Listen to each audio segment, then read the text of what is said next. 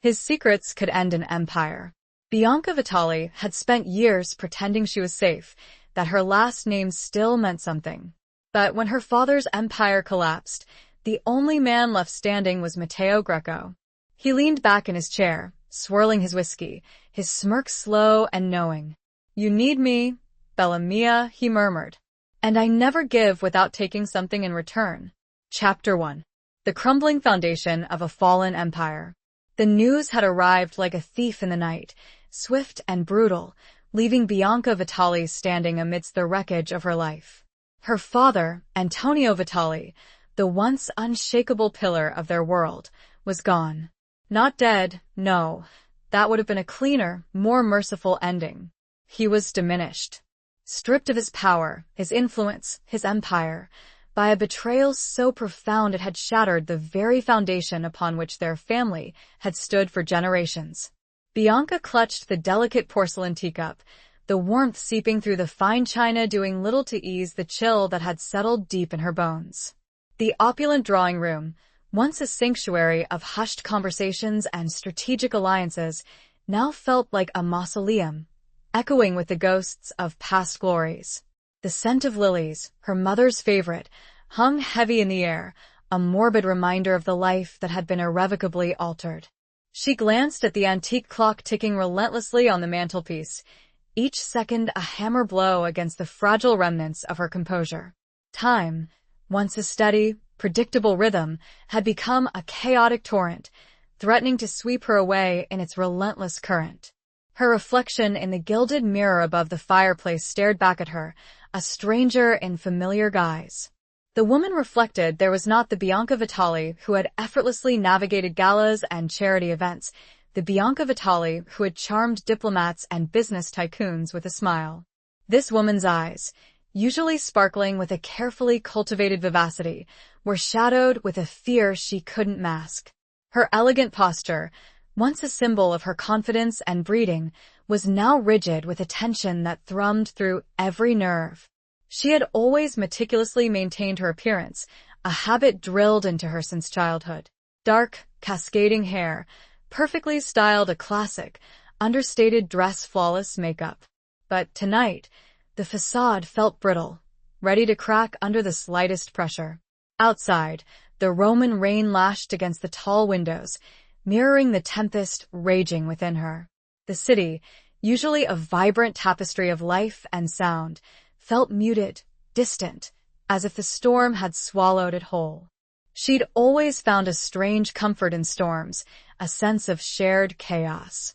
But tonight, the storm offered no solace, only amplified the feeling of impending doom. The Grand Vitali estate, nestled in the Perioli district, had always been a fortress, a symbol of their family's untouchability.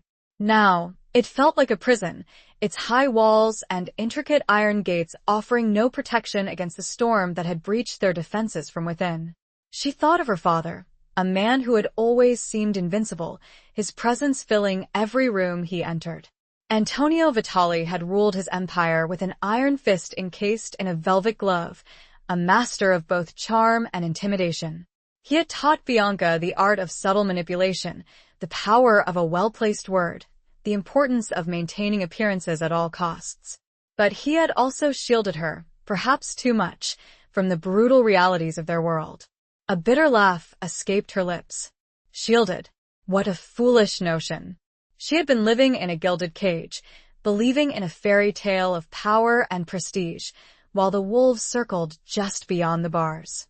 The silence of the room was shattered by the heavy thud of the front door closing, followed by the measured tread of footsteps in the hallway.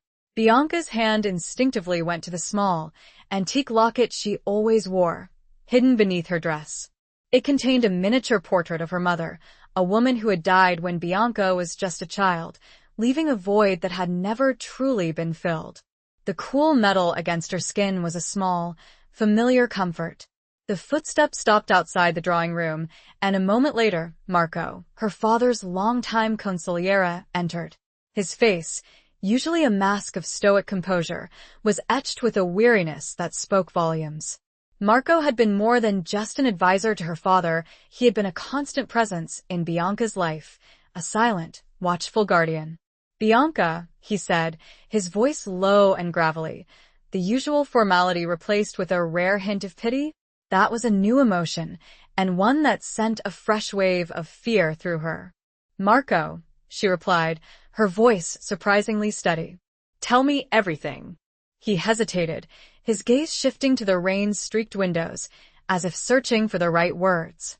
The situation is worse than we initially feared. Your father's enemies have moved swiftly and decisively. They have seized his assets, his businesses, everything. Bianca closed her eyes, the words hitting her like physical blows. She had known, of course, that the situation was dire, but hearing it confirmed, stripped bare of any pretense, was devastating. And my father? She asked, her voice barely a whisper. Marco's silence was her answer. Finally, he spoke, his voice heavy with regret. He is safe for now. But he is a broken man, Bianca. He has lost everything. Everything? The word echoed in the vast room, a hollow sound that mocked the grandeur around them. Everything, Marco confirmed. Except you. Bianca's head snapped up, her eyes locking with his. Me? You are his only remaining asset, Bianca. His legacy. He paused, his gaze unwavering. And there is one man who might be able to help. A name, unspoken but understood, hung in the air between them. A name that sent a shiver of both fear and a strange, unsettling anticipation down her spine.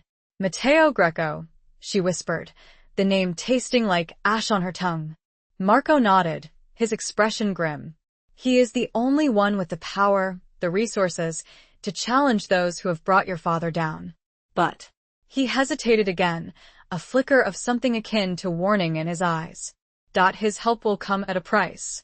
Bianca knew of Matteo Greco, of course. Everyone in their world did. He was a rising force, a man who had clawed his way to the top with a ruthlessness that was both admired and feared. He was known for his sharp intellect, his unwavering loyalty to those he considered his own, and his utter disregard for those who stood in his way. He was also, undeniably, dangerously attractive. She'd seen him at various gatherings, his dark, intense gaze sweeping over the room, assessing, calculating. He moved with a predatory grace, a silent power that radiated from him like heat. He had always seemed untouchable, a force of nature to be observed from a safe distance. But now, that distance had vanished. Now, he was her only hope. She straightened her shoulders, drawing on a reserve of strength she didn't know she possessed. The fear was still there, a cold knot in her stomach, but beneath it, a flicker of defiance had ignited. She would not cower. She would not break. She would do whatever it took to save her father, to protect what was left of her family. What is his price? She asked, her voice clear and steady, the tremor carefully concealed. Marco met her gaze, his expression unreadable. He wants a meeting. With you. The rain continued to fall, blurring the lines between the city and the sky, leaving her on the precipice of an unknown fate. Chapter 2. Whispers of a devil's bargain in the shadows. The meeting was arranged with a chilling efficiency that spoke volumes about Matteo Greco's power and influence. No lengthy negotiations, no intermediaries, just a terse message delivered by one of Greco's men, a young, sharply dressed individual whose eyes held a chilling emptiness that sent a shiver down Bianca's spine.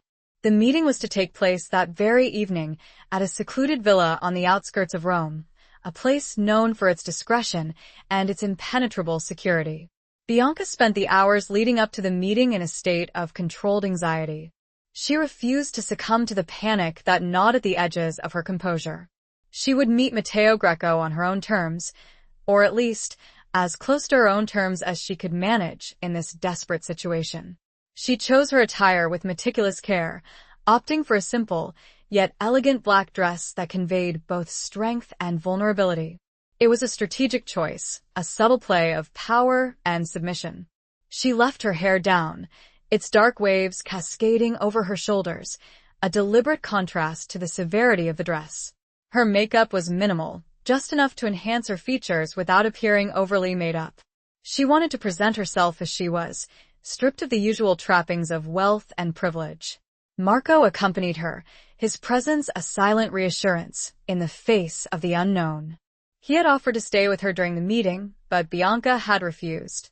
This was something she had to face alone. She needed to understand the measure of the man who held her family's fate in his hands, to gauge his intentions, to assess the true cost of his help. The drive to the villa was a blur of rain-streaked streets and flickering lights. The city, usually a comforting presence, felt alien and menacing. The silence in the car was heavy, punctuated only by the rhythmic swish of the wipers and the occasional sigh from Marco. He seemed to be wrestling with his own demons, his loyalty to her father warring with a deep-seated unease about the path they were taking. The villa, when they finally arrived, was an imposing structure, shrouded in darkness and surrounded by high walls topped with razor wire.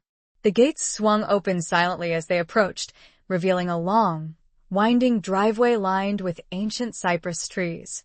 The air was thick with the scent of damp earth and pine, a strangely calming fragrance that did little to ease the knot of tension in Bianca's stomach. A single, stark light illuminated the entrance, casting long, distorted shadows that danced across the gravel driveway.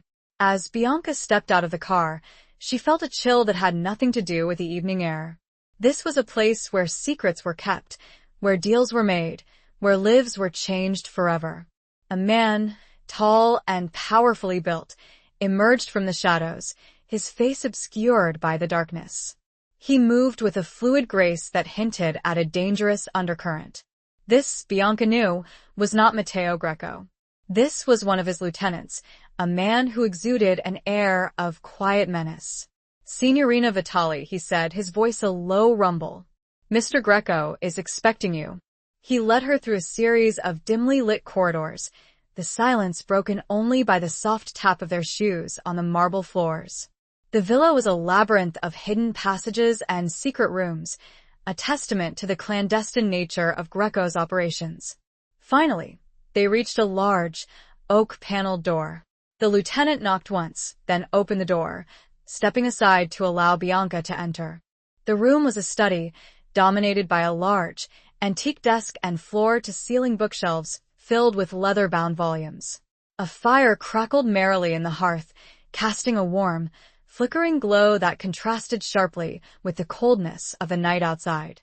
And there, seated behind the desk, was Matteo Greco. He rose as she entered, his movements smooth and deliberate. He was even more striking in person than she remembered. Tall, with a lean, muscular build that was evident even beneath his impeccably tailored suit. His hair was dark, almost black, and his eyes, a piercing shade of gray, seemed to see right through her. His face was a study in contrasts, sharp angles and planes softened by a full, sensual mouth that hinted at a capacity for both cruelty and pleasure. He didn't speak, merely observed her, his gaze intense and unwavering. It was a predator's gaze, assessing its prey, calculating its weaknesses. Bianca met his gaze, refusing to be intimidated. She had come this far. She would not back down now. "Mr. Greco," she said, her voice surprisingly steady, the hours of preparation paying off. He inclined his head slightly, a ghost of a smile playing on his lips. "Signorina Vitali, welcome." His voice was a low, resonant murmur, a sound that seemed to vibrate through the very air. It was a voice that could command armies or seduce a woman into submission. He gestured towards a pair of leather armchairs placed before the fire. "Please sit." Bianca took a seat, her back straight, her hands clasped loosely in her lap. She was acutely aware of his every move, his every breath. The air in the room was thick with a tension that was almost palpable, a silent battle of wills being waged between them. He remained standing, watching her, his gaze never leaving hers. The silence stretched, becoming almost unbearable. Finally, he spoke, his voice soft, yet laced with an undercurrent of steel. "You know why you're here." It wasn't a question, but a statement of fact. Bianca nodded, her throat suddenly dry. "Yes. Your father is a foolish man," he said, his tone devoid of any real emotion. "He made mistakes." "Grave mistakes." "He was betrayed," Bianca countered, her voice rising slightly. Greco's eyebrows rose, a flicker of amusement in his eyes. Betrayal is the currency of our world, Signorina Vitali. Your father should have known that. And do you never betray? She challenged, knowing she was treading on dangerous ground. His smile widened, revealing a flash of white teeth. Only when it suits my purposes. The honesty of his answer, the blatant disregard for conventional morality, was both shocking and strangely compelling. He moved towards the desk, pouring himself a glass of amber liquid from a crystal decanter. He offered one to Bianca, but she declined with a shake of her head. He swirled the liquid in his glass, his gaze fixed on her. Your father has nothing left to offer me. Except you. Bianca's heart pounded in her chest, her breath catching in her throat.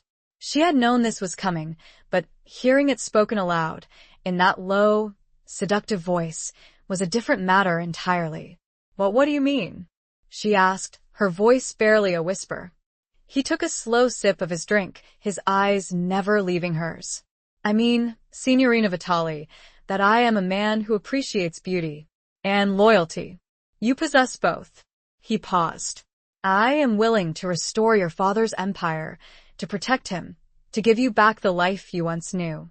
But in return he let the sentence hang in the air, the unspoken words echoing in the silence. Bianca knew what he wanted.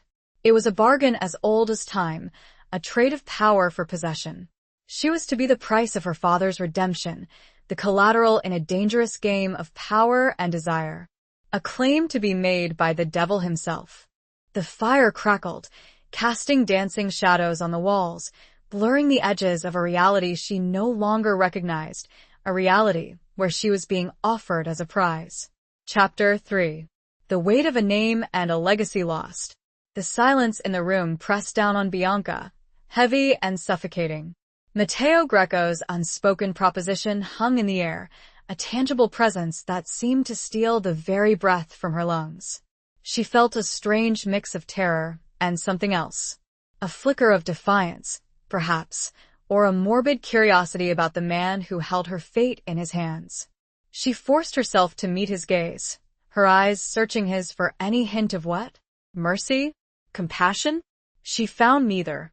Only a cool, calculating intelligence and a predatory intensity that sent a shiver down her spine. You want me to marry you, she said, the words sounding hollow even to her own ears.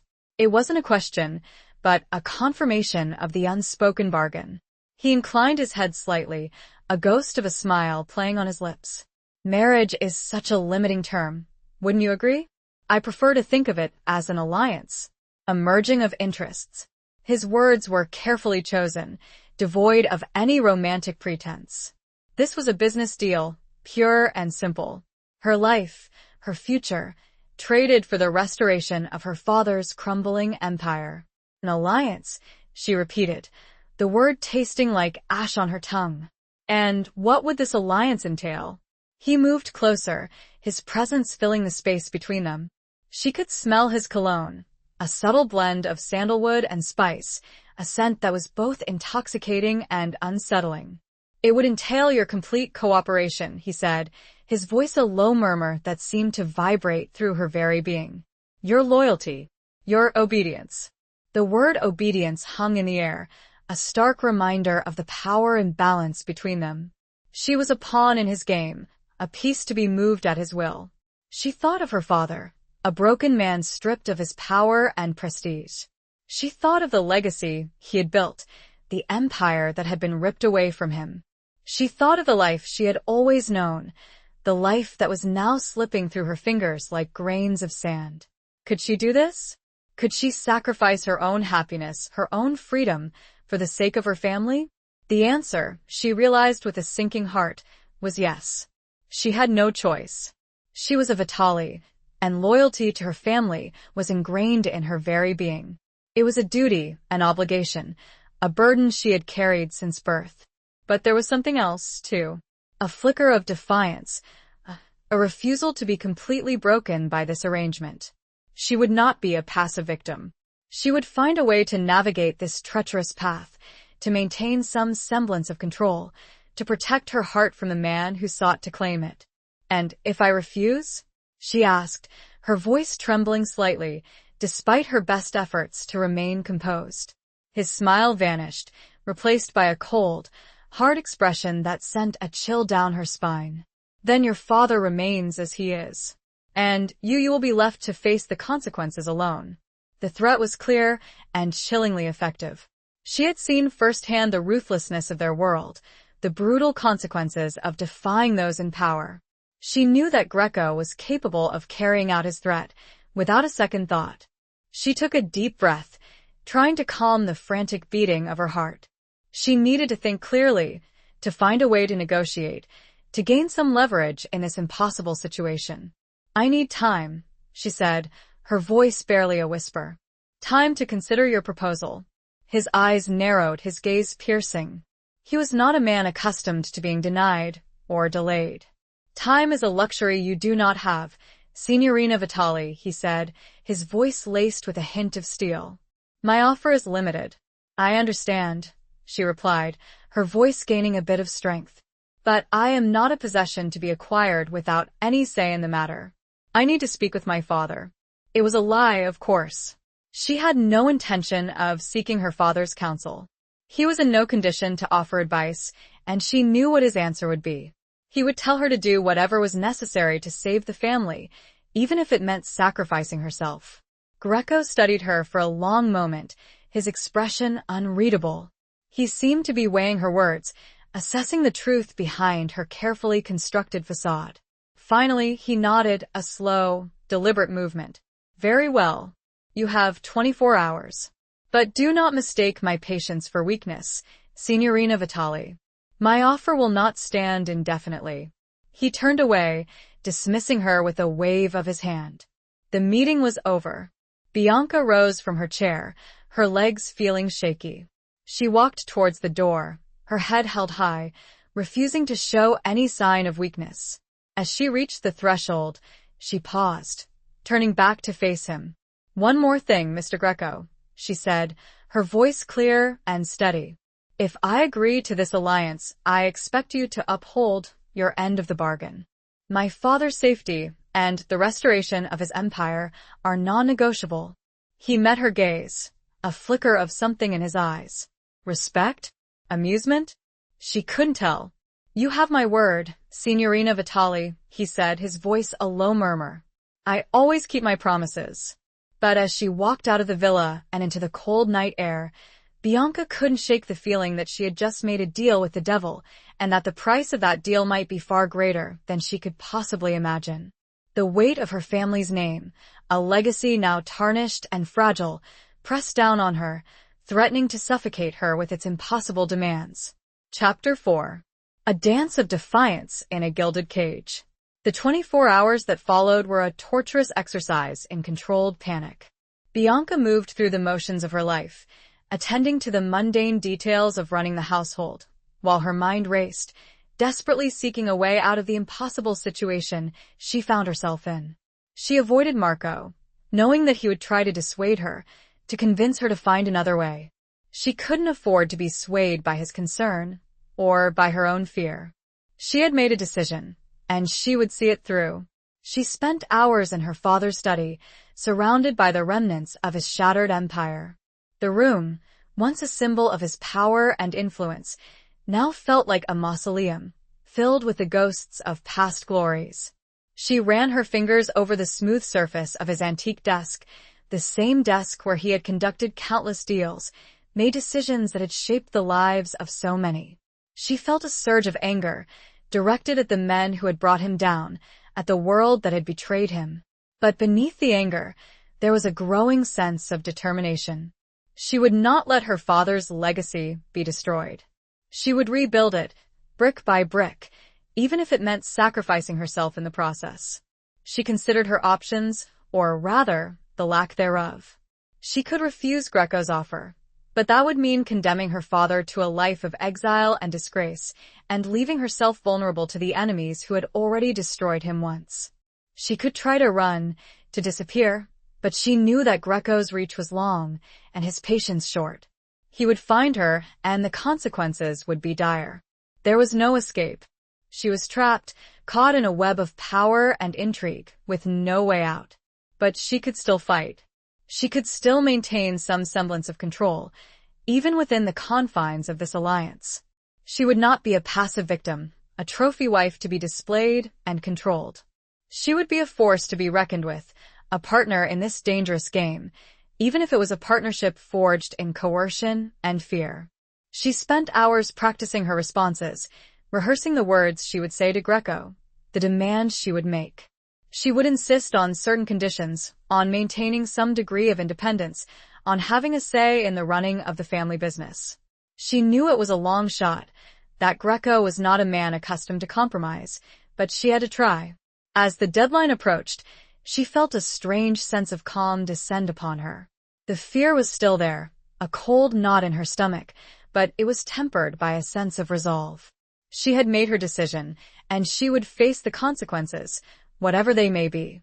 She dressed carefully, choosing a simple, yet elegant dress that conveyed both strength and vulnerability. It was the same dress she had worn to the first meeting, a subtle reminder of her defiance. She left her hair down, its dark waves cascading over her shoulders, a symbol of her untamed spirit. She met Greco at the same villa, in the same study. He was waiting for her, seated behind his desk, his expression unreadable. "Signorina Vitali," he said, his voice a low murmur. "You have made your decision?" "Yes," she replied, her voice clear and steady. "I agree to your alliance." His lips curved into a slow, predatory smile. "I knew you would see reason. But," she continued, her voice gaining a bit of strength, "I have certain conditions." His smile vanished, replaced by a cold, hard expression. "Conditions? You are in no position to make demands, Signorina Vitali." "Perhaps not," she countered, her gaze unwavering. "But I am not without leverage. You need me, Mr. Greco. You need my name, my connections, my influence. Without me, this alliance is worthless." It was a bluff, of course. She had very little leverage, but she had to try. He studied her for a long moment, his eyes narrowed, his gaze piercing. He seemed to be assessing her, calculating the risk. Finally, he nodded, a slow, deliberate movement. "Very well. Let's hear your conditions." She outlined her demands, speaking slowly and deliberately, her voice trembling slightly, despite her best efforts to remain composed. She insisted on maintaining control of her own finances, on having a say in the running of the family business, on being treated with respect, not as a possession. He listened patiently, his expression unreadable. When she was finished, he leaned back in his chair, his fingers steepled beneath his chin. "You ask for much, Signorina Vitali," he said, his voice soft, yet laced with an undercurrent of steel. "I ask only for what is fair," she replied, her voice gaining a bit of strength. "I am not a prize to be won, Mr. Greco. I am a partner in this alliance, and I expect to be treated as such." He smiled, a slow, predatory smile that sent a shiver down her spine. "You have spirit, Signorina Vitali. I admire that. But do not mistake my tolerance for weakness. I am still the one in control." He agreed to some of her conditions, rejected others, and modified a few. It was a negotiation, a dance of power and submission, a delicate balance between her desire for independence and his need for control. She would have a degree of freedom and a carefully curated illusion of power, he made clear. In the end, they reached an agreement, a compromise that left neither of them entirely satisfied, but that served their respective purposes. She had secured a measure of autonomy, a degree of protection for herself and her father. He had secured her cooperation, her loyalty, her obedience. The gilded cage was prepared, and now she must learn to dance within it. As she left the villa, she felt a mixture of relief and dread. She had survived the first encounter, but the true test was yet to come. She was now bound to Matteo Greco, a man she both feared and fascinated. A man who held her future in his hands. The dance had begun. Chapter 5. Echoes of Betrayal and Unspoken Truths. The days following the agreement settled into an unsettling rhythm. Bianca moved back into the Vitali estate, which, under Greco's swift and decisive action, began to hum with a renewed, albeit tense, activity. The servants, who had been on the verge of dismissal, were retained. The household accounts, which had been frozen, were reactivated. The outward signs of decline were being systematically erased, but the underlying tension remained, a palpable presence that hung heavy in the air. Marco, initially relieved by Bianca's decision, grew increasingly wary as he observed the subtle changes taking place. He saw the way Greco's men, always polite, always respectful, seemed to be everywhere, their presence a constant reminder of the new order. He saw the way Bianca, though outwardly composed, seemed to be carrying a weight far heavier than she should. One evening, as they sat in the dimly lit library, sharing a rare moment of quiet, Marco voiced his concerns. "Bianca," he began, his voice low and hesitant, "are you certain about this? About Greco?"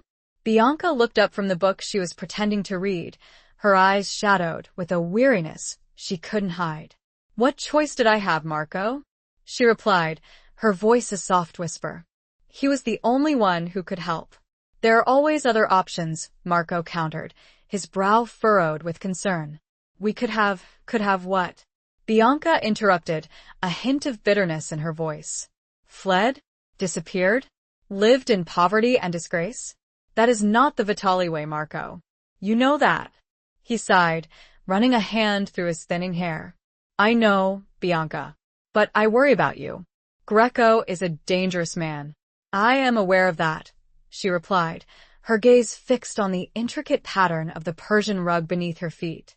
"But I am not afraid of him. It was a lie, of course." She was terrified of him, but she couldn't afford to show it. She had to maintain a facade of strength, both for her own sake and for the sake of her family.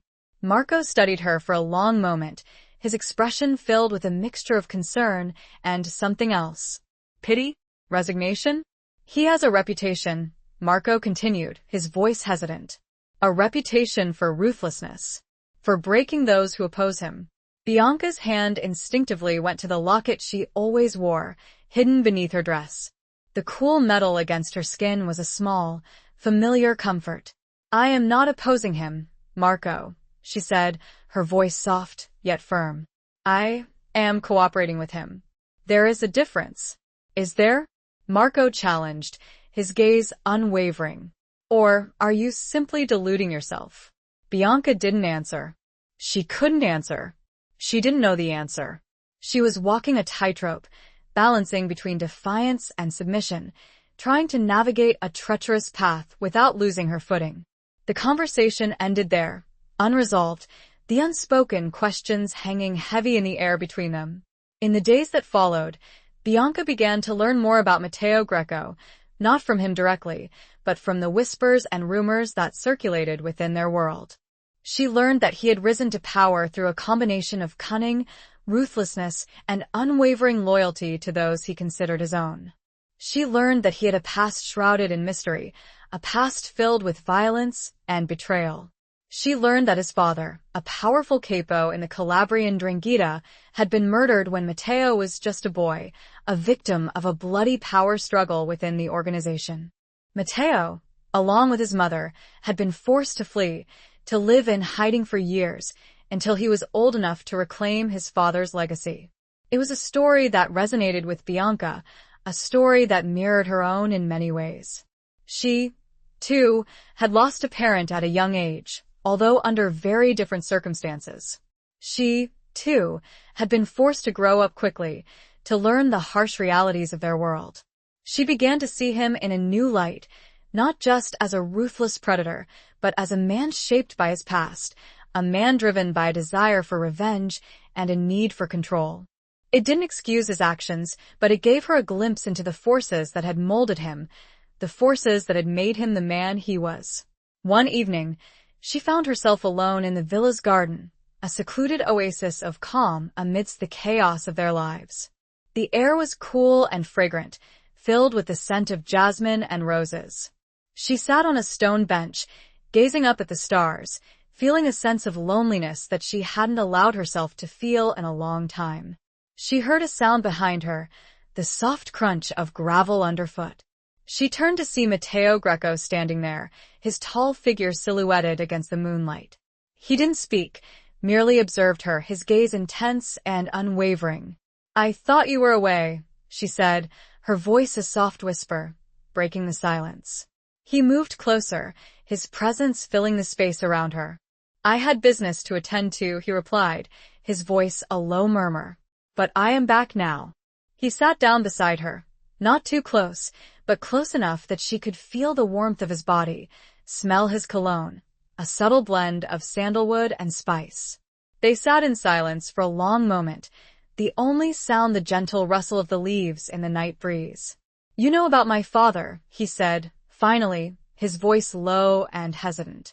It wasn't a question, but a statement of fact. Bianca nodded, her throat suddenly dry. "Yes. It was a long time ago," he continued, his gaze fixed on the distant horizon. "But it shaped me. It made me who I am." "I understand," she said, her voice barely a whisper. "Loss changes us." He turned to look at her, his eyes searching hers. She saw a flicker of vulnerability in his gaze, a hint of the pain he had carried for so long, a betrayal that echoed across years. It was a fleeting glimpse, quickly masked, but it was there. He reached out, his hand brushing against hers. It was a tentative touch, a hesitant gesture, as if he was unsure of how she would react. She didn't pull away.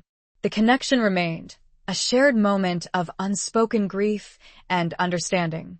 The unspoken truths of their pasts hung between them, a shared burden of loss and the weight of legacies they were both struggling to uphold.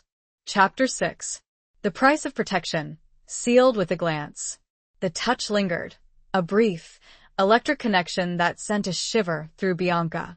It was the first time he had touched her, not in a possessive or demanding way, but with a tentative gentleness that surprised her. It was a fleeting moment, quickly broken, but it left her feeling off balance. He withdrew his hand, the warmth fading, leaving a lingering coolness in its wake. He stood up, his tall figure silhouetted against the moonlight. "We should go inside," he said, his voice a low murmur. "It's getting late." Bianca nodded, her heart pounding in her chest. She followed him back into the villa, the silence between them heavy with unspoken emotions. The following days saw a shift in their dynamic, subtle but significant. He was still the same, controlled, enigmatic Matteo Greco, but there was a softness to his demeanor, a hint of consideration that hadn't been there before. He began to include her in some of his business dealings, not as an equal partner, of course, but as an observer, a student. He explained the intricacies of their world, the delicate balance of power, the constant threat of betrayal. She listened intently, absorbing everything he said, learning the rules of the game, the unspoken codes of conduct. She began to understand the complexities of his world, the pressures he faced, the decisions he had to make. She also began to see a different side of him, a side that he kept carefully hidden from the world. She saw his intelligence, his sharp wit, his charm. He could be surprisingly engaging, even amusing, when he chose to be.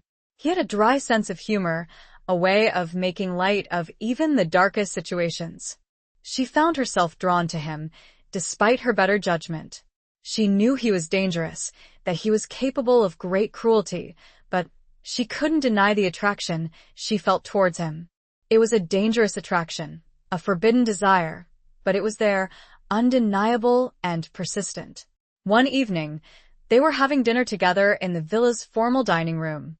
It was a lavish affair, with multiple courses and fine wines, a stark contrast to the simple meals she had shared with her father in the past.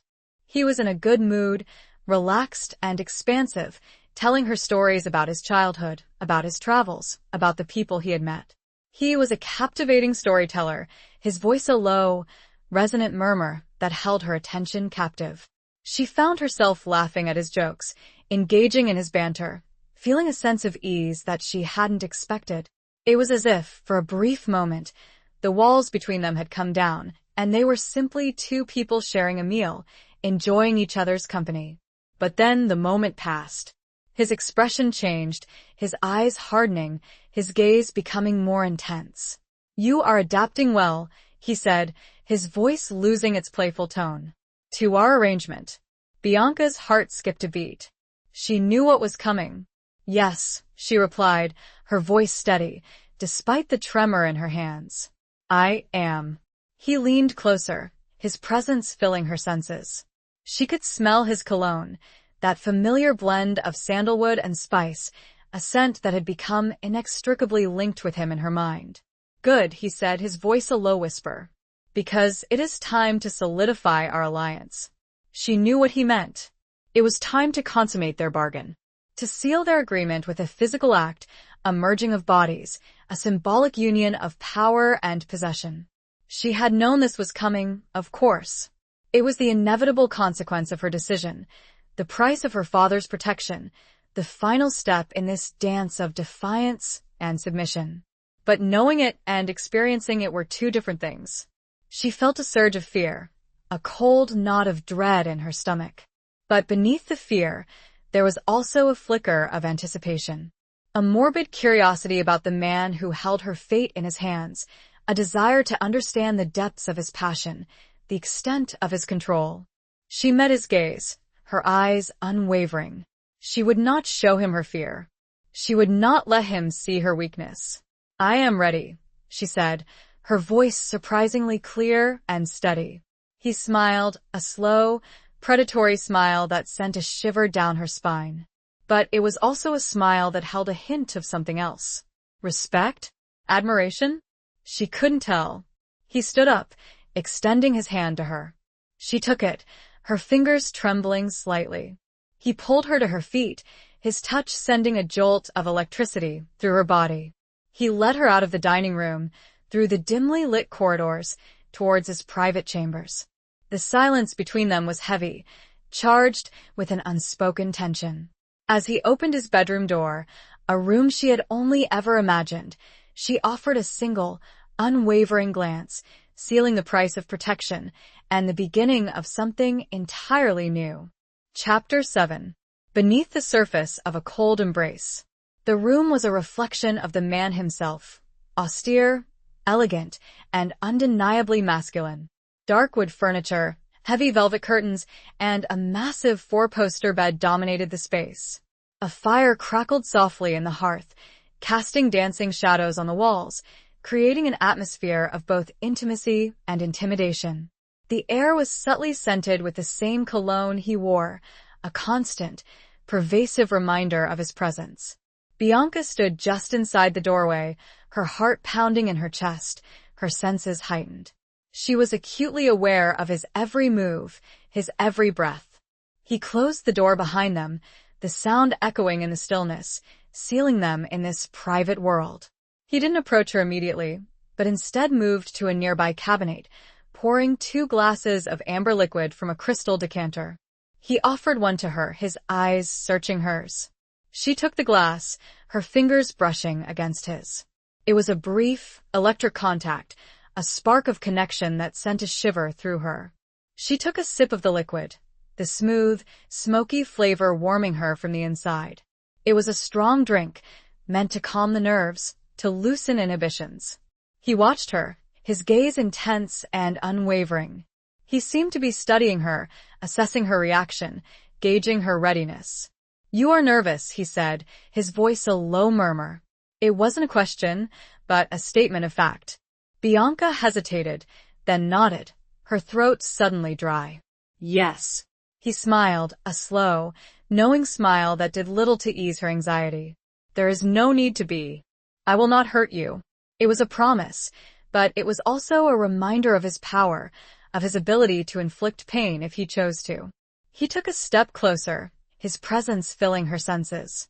She could feel the heat radiating from his body, smell the intoxicating scent of his cologne. You are beautiful, he said, his voice a husky whisper. He reached out, his fingers tracing the line of her jaw, sending a shiver of both fear and anticipation down her spine. She met his gaze, her eyes unwavering. She would not cower. She would not break. She would meet him on her own terms, or at least as close to her own terms as she could manage in this situation. He lowered his head, his lips brushing against hers. It was a tentative kiss, a gentle exploration, a testing of boundaries. She didn't resist, but she didn't respond either. She remained passive, allowing him to take the lead, to set the pace. He deepened the kiss, his lips becoming more demanding, his tongue seeking entrance. She opened her mouth to him, allowing him to explore her, to taste her. It was a surrender, a submission, but it was also a challenge. She was giving him what he wanted, but she was also holding something back, protecting a part of herself from his complete control. He pulled her closer, his arms wrapping around her, holding her tight against him. She could feel the strength of his body, the hardness of his muscles, the heat of his desire. It was a powerful embrace, both protective and possessive. He began to undress her, his movements slow and deliberate. He removed her dress, her slip, her stockings, leaving her standing before him in nothing but her locket, the cool metal a stark contrast to the heat of her skin. He studied her, his gaze sweeping over her body, taking in every curve, every detail. It was a possessive gaze, a claiming gaze, but it was also an appreciative gaze. He seemed to be admiring her, not just as a possession, but as a woman. He then began to undress himself, shedding his clothes with a fluid grace, revealing a body that was both powerful and sculpted. He was a magnificent specimen of masculinity, a testament to his physical strength and discipline. He led her to the bed, the heavy velvet curtains drawn around them, creating a cocoon of intimacy and isolation. He laid her down gently, his eyes never leaving hers. He joined her on the bed, his body covering hers, his weight pressing her down into the soft mattress. He kissed her again, his lips more urgent this time, his tongue demanding, his hands exploring her body with a practiced touch. She responded, hesitantly at first, then with growing passion. She allowed herself to be swept away by the sensations, by the heat of his body, by the intensity of his desire. It was a surrender, a release, a letting go of the fear and anxiety that had been building inside her for so long. It was not love, not yet. It was a physical act, a merging of bodies, a symbolic union of power and possession.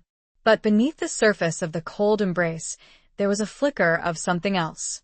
A connection, a spark, a hint of a deeper emotion that was yet to be explored. The act itself was both an ending and a beginning. The price had been paid, the bargain sealed, but in a new and more visceral manner. As the night deepened and the fire burned low, a new understanding, unspoken and fragile, began to form between them, forged in the crucible of desire and a shared, dangerous world. Chapter 8. Shattered Illusions and a Glimmer of Hope. The aftermath of their union was a strange mix of awkwardness and intimacy. Bianca awoke the next morning, tangled in the silk sheets, Matteo's arm draped possessively across her waist. He was still asleep, his face relaxed, his breathing deep and even. He looked younger, somehow, less guarded, stripped of the carefully constructed facade he presented to the world. She carefully disentangled herself from his embrace, slipping out of bed and wrapping herself in a nearby robe. She walked to the window, drawing back the heavy curtains, letting the morning light flood the room. The view was breathtaking, a panoramic vista of rolling hills and distant vineyards. It was a beautiful world, but it was also a dangerous world, a world filled with secrets and lies. She felt different, changed. The physical act had been intense, passionate, even surprising. He had been a demanding lover, but also a surprisingly gentle one. He had taken his pleasure, but he had also given it, in a way that had left her feeling both sated and confused. She wasn't in love with him, not yet. But she couldn't deny the connection she felt towards him. It was a complicated connection, a tangled web of fear, desire, and something else. Respect? Admiration? She wasn't sure. He stirred, his eyes opening slowly, his gaze focusing on her. He smiled, a slow, sleepy smile that softened his features, making him look almost boyish. "Good morning," he said, his voice a husky murmur. "Good morning," she replied, her voice a soft whisper. He sat up, stretching his arms above his head, his muscles rippling beneath his tanned skin. He was unashamedly naked, comfortable in his own body, in his own power. He reached out, his hand brushing against hers. It was a casual touch, a familiar gesture, as if they had been lovers for years. "You slept well?" he asked, his eyes searching hers. "Yes," she replied, her throat suddenly dry. It wasn't a lie. She had slept deeply, exhausted by the emotional and physical intensity of the night before. He stood up, walking towards her, his movements fluid and graceful. He stood behind her, wrapping his arms around her waist, pulling her close against him. She could feel the heat of his body, the hardness of his muscles, the steady beat of his heart. "You are mine now," he said, his voice a low whisper in her ear. It was a statement of fact, a declaration of ownership, but it was also a promise. A promise of protection, of loyalty, of something more. She leaned back against him, closing her eyes, allowing herself to be enveloped by his embrace. It was a comforting embrace, a protective embrace, but it was also a possessive embrace. She was his, body and soul, a part of his empire, a symbol of his power. But she was also Bianca Vitali. She was a survivor, a fighter, a woman who had learned to navigate the treacherous waters of their world. She would not be broken. She would not be completely consumed by him. She would find a way to maintain her identity, to retain some semblance of control, even within the confines of this alliance. The illusion of the untouched, separate Bianca had been shattered, the price of protection fully paid.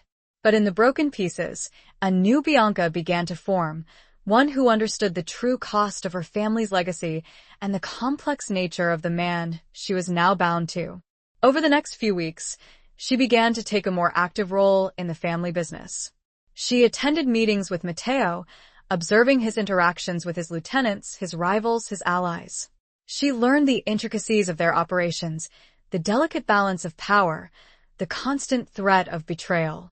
She also began to assert herself, making suggestions, offering opinions, challenging his decisions when she felt it was necessary. He didn't always agree with her, of course, but he listened. He respected her intelligence, her instincts, her courage. She was learning to navigate this new world, to play the game by his rules, but also to bend those rules to her advantage. She was learning to be a mafiosa, a woman of power, a force to be reckoned with. One evening, they were having dinner together in the villa's garden, a secluded oasis of calm amidst the chaos of their lives. The air was warm and fragrant, filled with the scent of jasmine and roses. "You are changing," he said, his voice a low murmur, his eyes studying her intently. "We all change, Matteo," she replied, her voice soft, yet firm. "Life forces us to." He smiled, a slow, knowing smile that sent a shiver down her spine. "Indeed. And you are adapting remarkably well." She met his gaze, her eyes unwavering. "I am a survivor, Matteo. I always have been." A flicker of something hope, perhaps, ignited within her. She was not the same woman who had entered into this agreement weeks ago. She had grown, changed, evolved. She had faced her fears, embraced her destiny, and found a strength she didn't know she possessed. The glimmer was fragile, but it was there, a testament to her resilience, a promise of a future that might, just might, hold something more than just survival. The seeds of a new, unexpected future were being sown, amidst the ruins of shattered illusions and the ever-present dangers of their world. Chapter 9. The Unveiling of Scars, both seen and unseen. The growing understanding between Bianca and Matteo was fragile, built on a foundation of forced proximity and shared danger. It was punctuated by moments of unexpected tenderness, quickly followed by reminders of the power and balance that still define their relationship. Yet, beneath the surface, a deeper connection was slowly forming, fueled by mutual respect and a growing awareness of each other's vulnerabilities. One rainy afternoon, Bianca found herself alone in Matteo's study, waiting for him to return from a meeting. She had been exploring the villa, familiarizing herself with its many rooms and hidden corners. The study, his inner sanctum, was a place she rarely entered without his permission. But today, she felt a restless curiosity, a need to understand the man she was bound to, beyond the carefully constructed facade he presented to the world. The room was filled with books, not just the legal and financial texts she expected, but also volumes of poetry, philosophy, and history. She ran her fingers over the spines, tracing the titles, surprised by the breadth of his interests. It was a glimpse into a mind that was far more complex than she had initially imagined. On his desk, amidst the usual clutter of papers and documents, she noticed a small, antique wooden box. It was intricately carved, with scenes of mythical creatures and floral motifs. It was locked, but she felt an irresistible urge to open it, to uncover the secrets it held. She knew it was a violation of his privacy, a transgression that could have serious consequences. But she couldn't resist. She searched for a key, finding a small, ornate one hidden in a drawer. Her heart pounded in her chest as she inserted the key into the lock, turning it slowly. The box opened with a soft click, revealing its contents. Inside, nestled on a bed of faded velvet, were a collection of old photographs, letters, and a small, silver locket. Bianca carefully picked up the locket, opening it to reveal a miniature portrait of a beautiful woman with dark hair and piercing gray eyes, the same eyes as Matteo's. She recognized the woman from the stories she had heard, Matteo's mother, the woman who had been forced to flee with him after his father's murder. Beneath the locket were a stack of letters, tied together with a faded ribbon. They were written in a delicate, feminine hand, in Italian. Bianca hesitated, then, driven by an overwhelming curiosity, she began to read. The letters were from Matteo's mother to his father, written during their courtship and early years of marriage. They were filled with love, passion, and a deep devotion. They spoke of their dreams, their hopes, their fears. They painted a picture of a relationship that was both passionate and tender, a stark contrast to the cold, calculated world they now inhabited. As she read, Bianca felt a pang of sadness, a sense of loss for the life that Matteo had been denied, for the love that had been ripped away from him. She began to understand the depth of his pain, the scars he carried, the forces that had shaped him into the man he was. She heard a sound behind her, the soft click of the door closing. She turned to see Matteo standing there, his expression unreadable. She quickly closed the box, her heart pounding in her chest. She knew she had been caught, that she had violated his privacy, that she had crossed a line. "I'm sorry," she stammered, her voice trembling. "I shouldn't have." He didn't speak, merely observed her, his gaze intense and unwavering. The silence stretched, becoming almost unbearable. Finally, he spoke, his voice low and controlled, but laced with an undercurrent of anger. "Hurt?" She couldn't tell. "What were you doing?" he asked, his voice devoid of any real emotion. "I was curious," she replied, her voice barely a whisper. "I wanted to understand you." He walked towards her, his movements slow and deliberate. He stood before her, his presence filling her senses. "You have no right," he said, his voice a low growl, "to pry into my past." "I know," she replied, her gaze fixed on the floor. "But he reached out, his fingers gripping her chin, forcing her to look at him. His eyes were dark, stormy, filled with a pain that she had only glimpsed before. "My past is not for you," he said, his voice tight with emotion. "It is mine, and mine alone." She met his gaze, her eyes unwavering. She saw the pain, the anger, the vulnerability that he kept carefully hidden from the world. "I understand," she said, her voice soft, yet firm. "But I want to know you, Matteo. All of you. Not just the mafioso. Not just the man who controls my life. But the man beneath the surface." He released her chin, his hand dropping to his side. He turned away, walking towards the window, his back to her. "There is nothing beneath the surface," he said, his voice flat, devoid of any emotion. "Only darkness." "That's not true," she countered, her voice gaining a bit of strength. "I've seen glimpses of something else. Of kindness. Of compassion. Of pain." He remained silent, his back to her, his shoulders tense. The rain continued to fall outside, blurring the edges of the world, mirroring the turmoil within the room. She had seen his scars, both the physical ones he carried from a life of violence and the unseen ones, the emotional wounds that ran far deeper. And in seeing them, she had exposed her own. The unveiling was incomplete, a fragile beginning to a deeper understanding, but it was a start. The scars remained, a reminder of the past, but they were no longer hidden, no longer a barrier between them. Chapter 10. A tangled web of loyalty and desire. The air between them remained charged with unspoken emotions, the echoes of their confrontation hanging heavy in the room. Matteo eventually turned from the window, his expression still guarded, but the raw anger had subsided, replaced by a weary resignation. He walked back towards her, stopping a few feet away, his gaze searching hers. "Why, Bianca?" he asked, his voice softer now, almost a whisper. "Why do you care?" It was a simple question, but it was loaded with meaning. Why did she care about a man who had essentially bought her, a man who was capable of such ruthlessness? Why did she persist in trying to break through his carefully constructed walls to see the man beneath the surface? She hesitated, searching for the right words. The truth was complicated, a tangled web of emotions that she didn't fully understand herself. "I don't know," she admitted, her voice honest and vulnerable. "Perhaps because I see a part of myself in you. A brokenness. A loss." He studied her for a long moment, his expression unreadable. He seemed to be weighing her words, assessing their sincerity. "You know nothing about my loss," he said, his voice tight with emotion.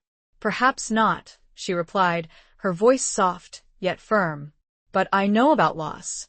I lost my mother when I was young. I lost my freedom when I agreed to this alliance. I know what it's like to feel alone, to feel trapped." He looked away, his gaze fixed on the floor.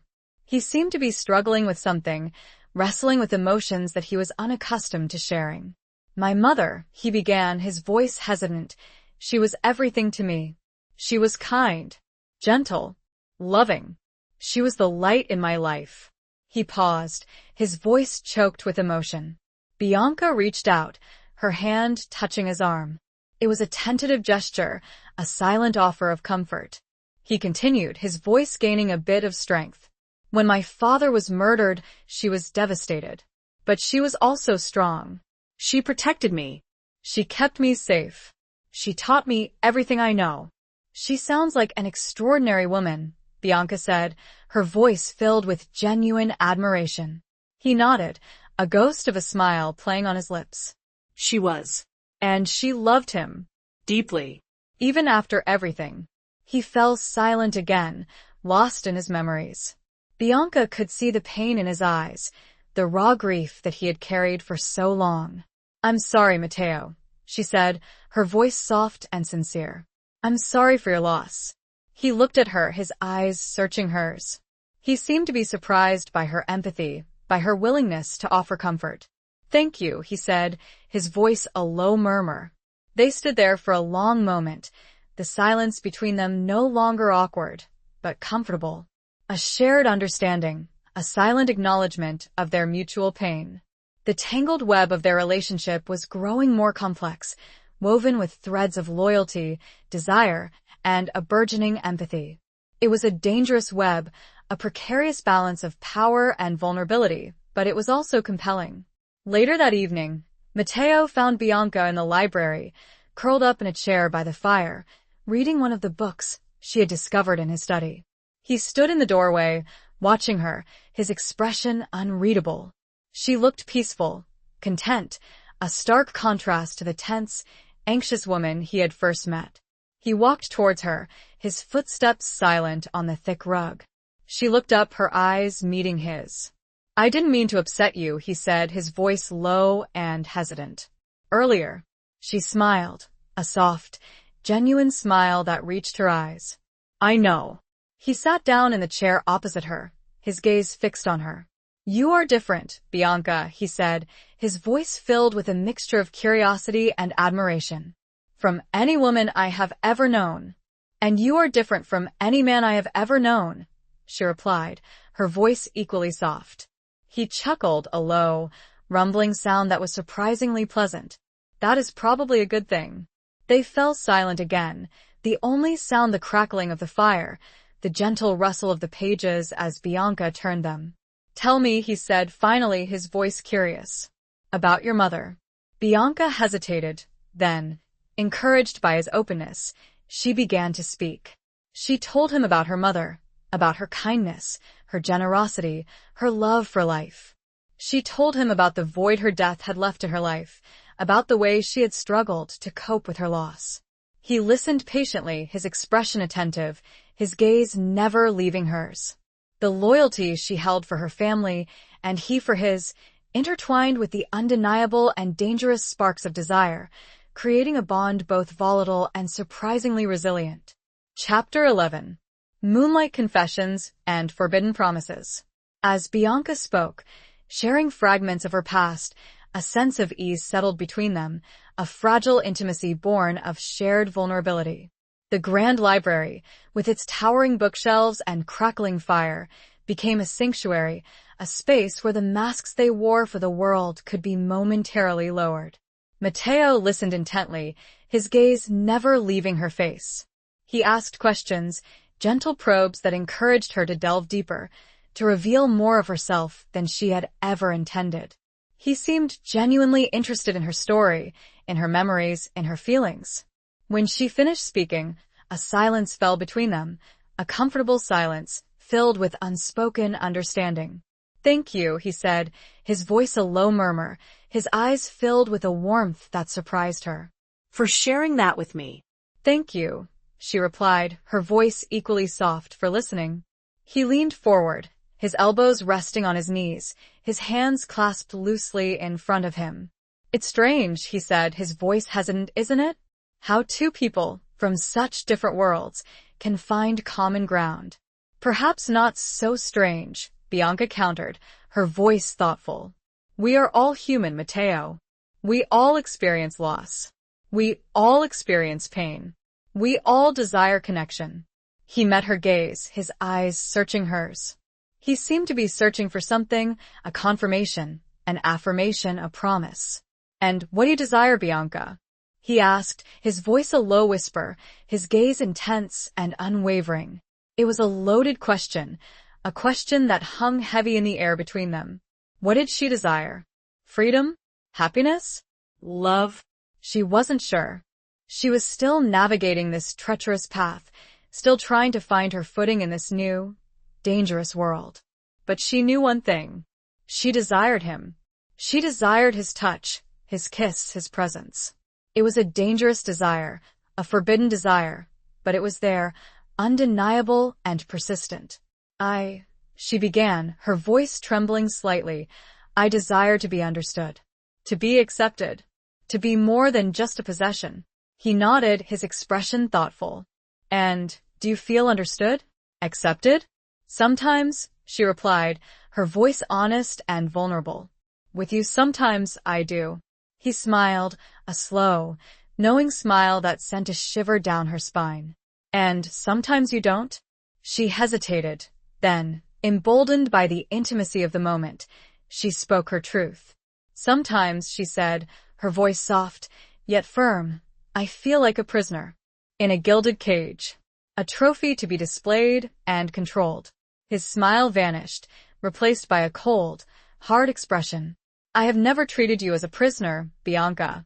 "Perhaps not intentionally," she countered, her voice gaining a bit of strength. "But the reality is that I am not free.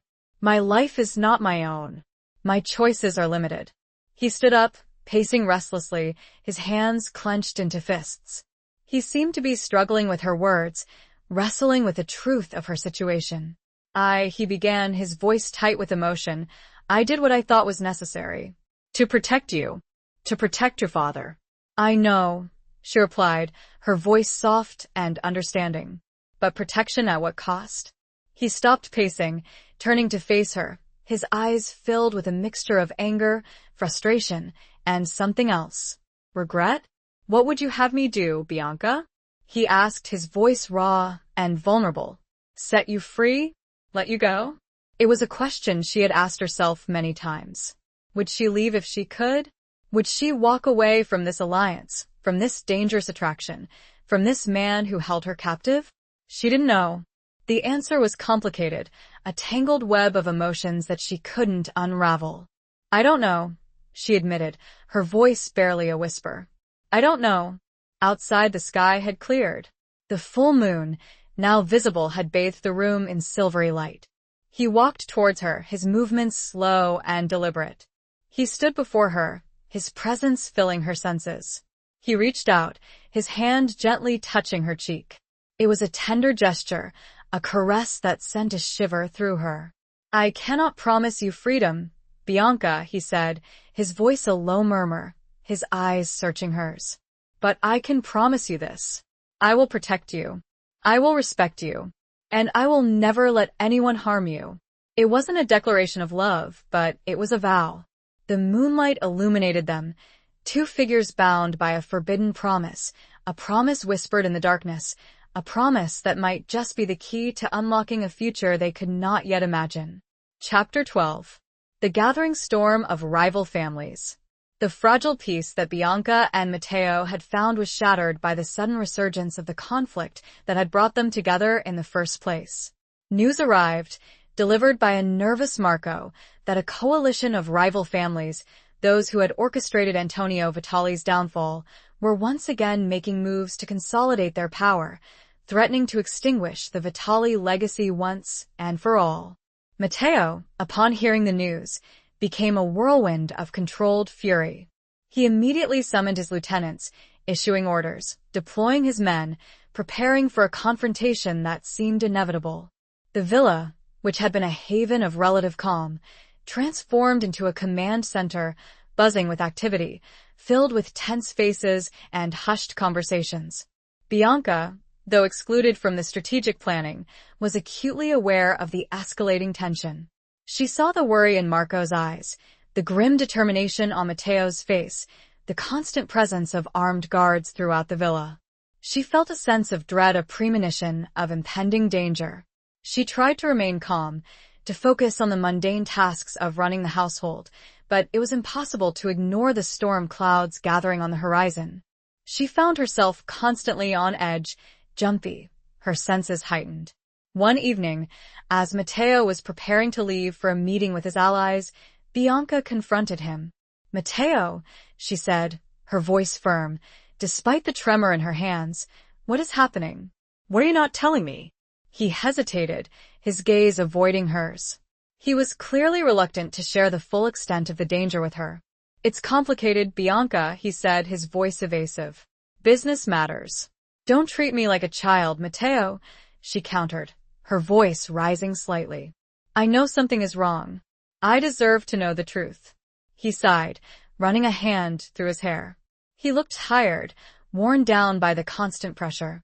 "There are threats," he admitted, his voice low and guarded. "Against us. Against the family." "From whom?" she asked, her heart pounding in her chest. He hesitated again, then, seemingly deciding that she had a right to know, he spoke the names. Names she recognized, names that sent a chill down her spine.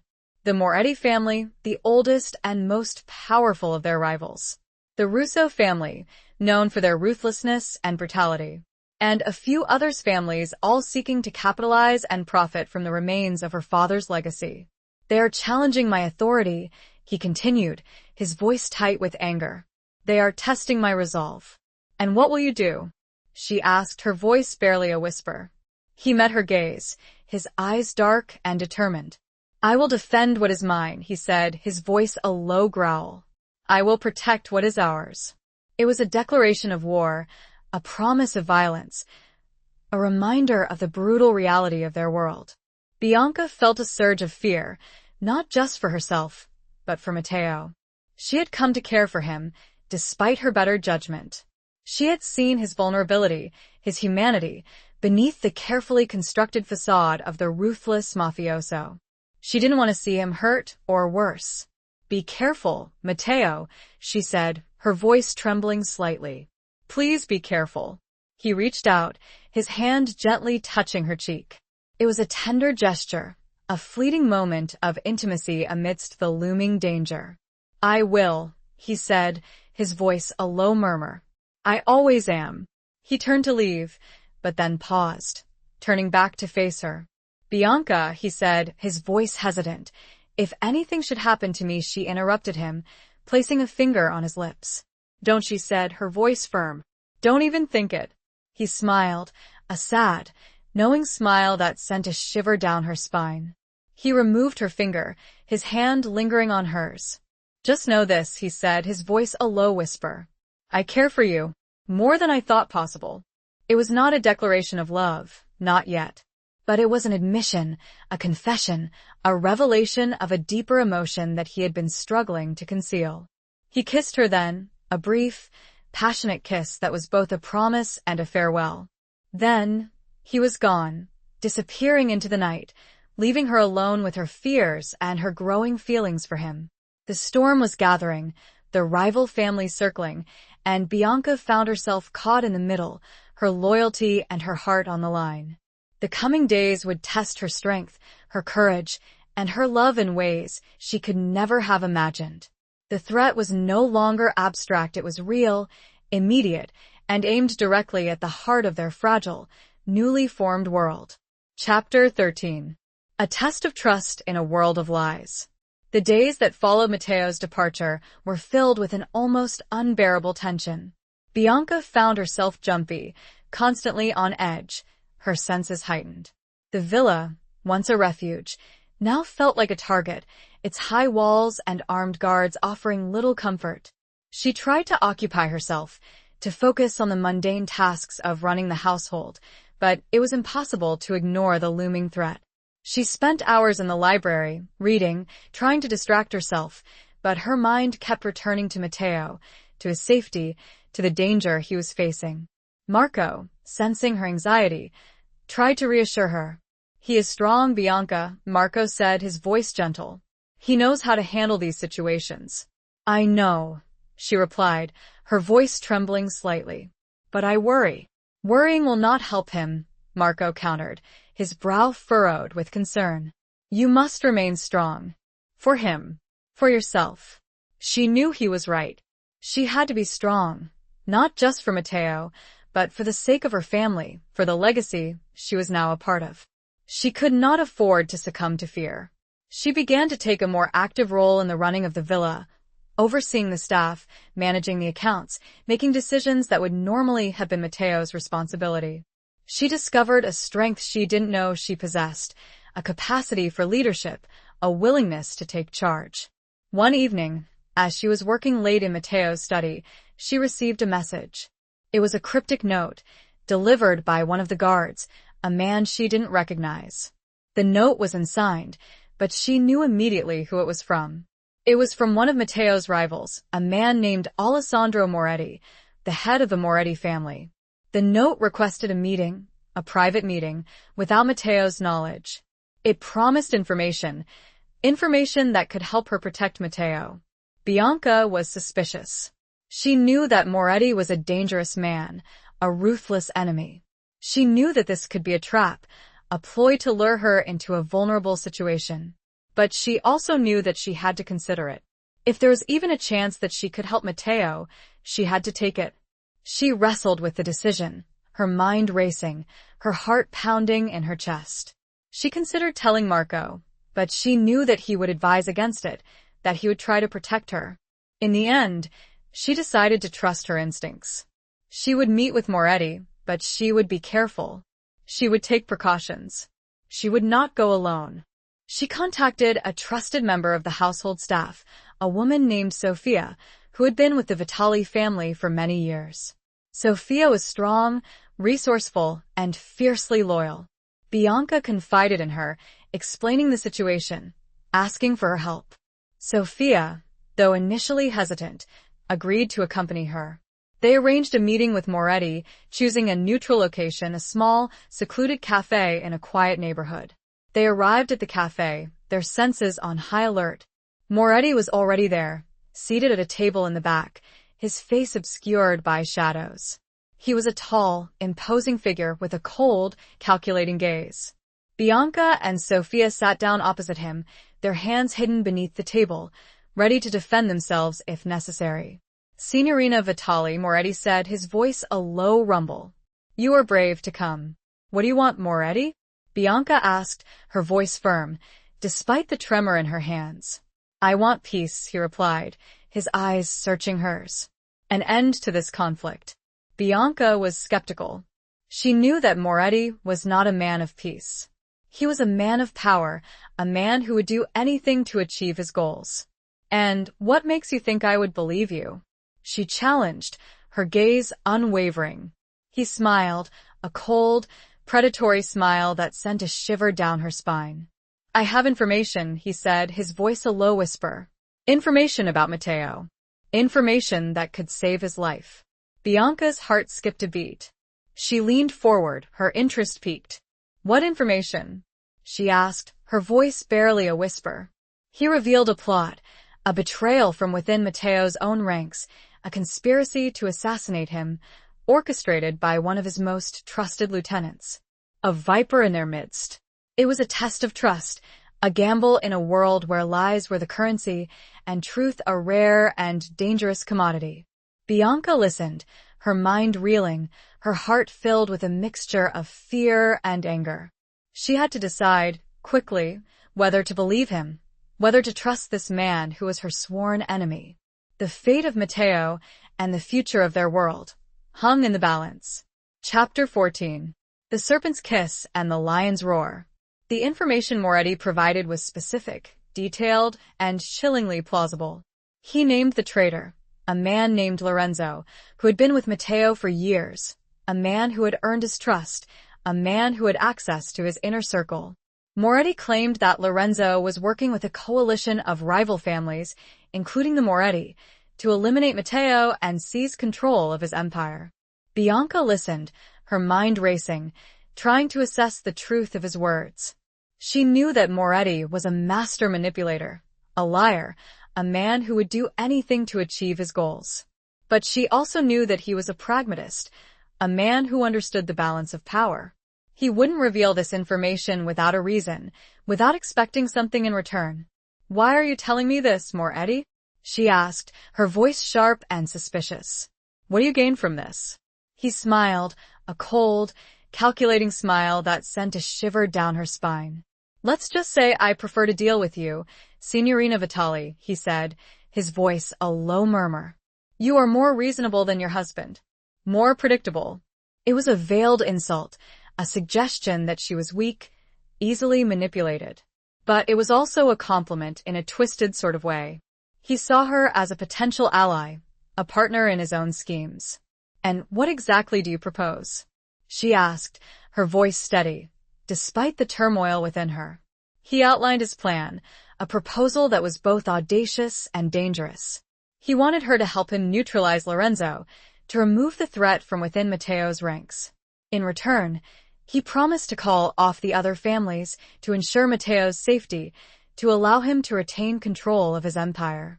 It was a tempting offer, a chance to save Matteo's life, to avert a bloody conflict. But it was also a betrayal, a collaboration with her husband's enemy. Bianca hesitated, her mind wrestling with the moral implications of his proposal. Could she trust him? Could she betray Matteo, even if it was to save his life? Sophia, who had been silent throughout the meeting, spoke for the first time. This is a trap, Signorina, she said, her voice low and urgent. He is lying. He will use you, and then discard you. Bianca looked at Sophia, her eyes filled with gratitude for her loyalty and her wisdom. She knew that Sophia was right. Moretti could not be trusted. He was a serpent, offering a poisoned apple, a kiss that would lead to destruction. But she also knew that she couldn't simply dismiss his information. If there was even a chance that Lorenzo was a traitor, she had to act. She had to find a way to protect Matteo, without betraying him, without aligning herself with his enemies. I need time, she said, her voice firm and decisive. Time to consider your proposal. Moretti's smile vanished, replaced by a cold, hard expression. Time is a luxury you do not have, Signorina Vitali, he said, his voice laced with a threat. The clock is ticking. I understand, she replied, her gaze unwavering. But I will not be rushed. I will make my decision when I am ready. She stood up, Sophia following her lead. They left the cafe, their hearts pounding in their chests, their minds racing. They returned to the villa, the weight of their secret heavy on their shoulders. Bianca knew that she had to act quickly, but she also had to be careful. She had to find a way to verify Moretti's information, to uncover the truth about Lorenzo, without alerting him to her suspicions. She decided to confide in Marco, the one person she knew she could trust implicitly. She told him everything, revealing Moretti's information, his proposal, her suspicions. Marco listened intently, his face growing increasingly grim as she spoke. "This is dangerous, Bianca," he said, his voice filled with concern. "Very dangerous. Moretti is not to be trusted." "I know," she replied, her voice weary. "But what if he's telling the truth? What if Lorenzo is a traitor?" Marco sighed, running a hand through his thinning hair. "We must investigate," he said, his voice determined. Quietly, carefully, without alerting anyone. They spent the next few hours devising a plan, a strategy to uncover the truth, to expose Lorenzo, if he was indeed a traitor, without putting themselves, or Matteo, in further danger. It was a lion's roar of defiance, a silent promise to fight back against the serpent's kiss. The web of deceit was tightening, and Bianca found herself at the center, forced to make a choice that could determine the fate of everyone she cared for. Chapter 15. Blood on the cobblestones, Love in the Ruins. The investigation into Lorenzo's alleged treachery was a tense, nerve-wracking affair. Marco, with his years of experience and his network of contacts, moved discreetly, gathering information, piecing together the puzzle, while Bianca maintained a facade of normalcy, interacting with Lorenzo as if nothing were amiss. It was a dangerous game, a high-stakes dance of deception and suspicion. Every conversation, every meeting, every interaction with Lorenzo was fraught with peril. Bianca found herself constantly on edge, watching his every move, analyzing his every word, searching for any sign of betrayal. The evidence, as it slowly accumulated, was damning.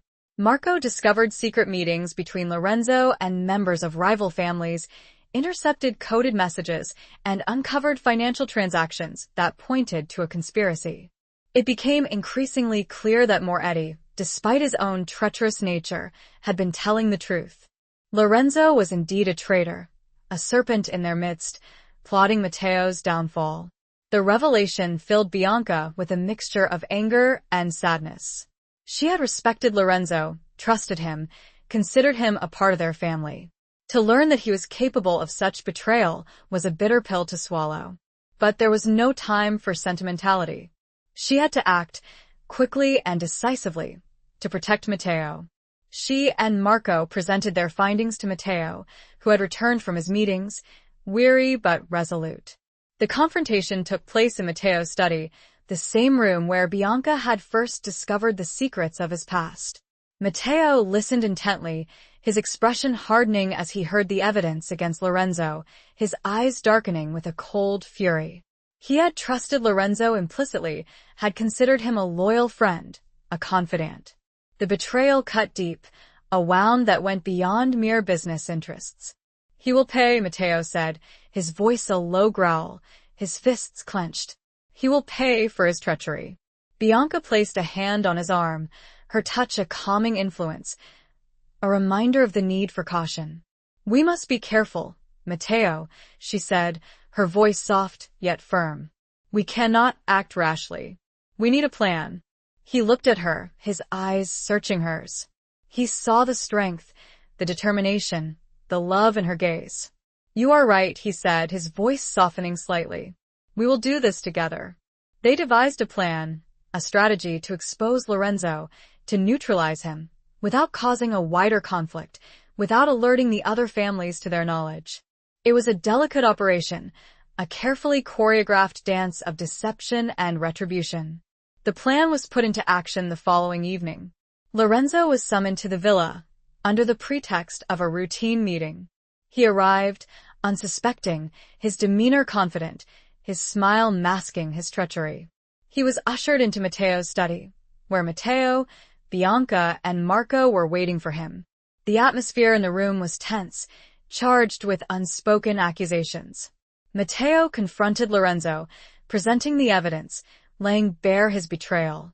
Lorenzo, initially, denied everything, feigning innocence, protesting his loyalty. But as the evidence mounted, his facade crumbled, his lies exposed. He finally confessed, his voice filled with a mixture of defiance and fear.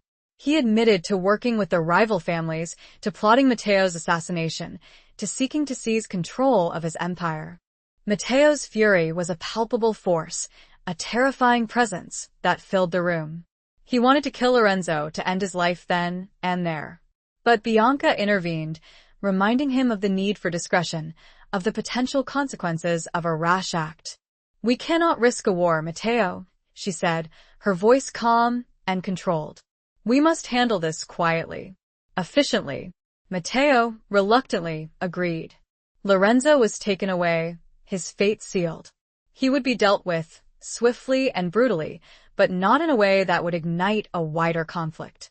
The immediate threat was neutralized, but the danger remained. The rival families were still circling, waiting for an opportunity to strike. That night, as Bianca and Matteo stood on the balcony of their bedroom, overlooking the moonlit city, a sudden explosion rocked the night. A car bomb, planted near the villa's gates, a message from their enemies, a declaration of war. The cobblestones outside were stained with blood, not from their own, but a stark reminder of the violence that surrounded them. In the aftermath, amidst the ruins of their shattered security, Matteo held Bianca close, his embrace both protective and desperate. "I will not let them harm you," he vowed, his voice raw with emotion. "I will protect you with my life." It was a promise, a declaration of love, forged in the crucible of violence and betrayal. The love they had been building, tentatively, hesitantly, was now a shield, a weapon, a force that would bind them together in the face of the coming storm. Chapter 16. Reckoning with the Ghosts of the Past. The bombing was a wake-up call, a stark reminder of the precariousness of their situation. It shattered any remaining illusions of safety, forcing Bianca and Matteo to confront the reality of the war that was brewing around them. They knew that the attack was just the beginning, a prelude to a larger, more devastating assault. In the days that followed, the villa became a fortress, its security tightened, its defenses strengthened. Matteo, driven by a fierce protectiveness, was constantly on alert, his senses heightened, his movements precise and calculated. He was a warrior preparing for battle, a leader determined to protect his territory, his family, his love. Bianca, though fearful, refused to be paralyzed by fear. She stood by Matteo's side, supporting him, advising him, offering a calming presence amidst the chaos. She had become his confidant, his partner, his equal, in a way that transcended their initial, forced alliance. One evening, as they were reviewing their defenses, Matteo received a message. It was from his contacts in Calabria, the region where his family had originated, the region where his father had been murdered. The message contained information, disturbing information, about the circumstances surrounding his father's death. It revealed that the assassination had not been a simple power grab, as Matteo had always believed. It had been a more complex conspiracy, involving not only rival families, but also members of his own inner circle, men his father had trusted implicitly. The revelation hit Matteo hard, reopening old wounds, stirring up a deep-seated anger and a thirst for revenge. He had spent years mourning his father, honoring his memory, seeking to reclaim his legacy. To learn that his father had been betrayed by those closest to him was a devastating blow. Bianca saw the pain in his eyes, the raw grief that he had carried for so long.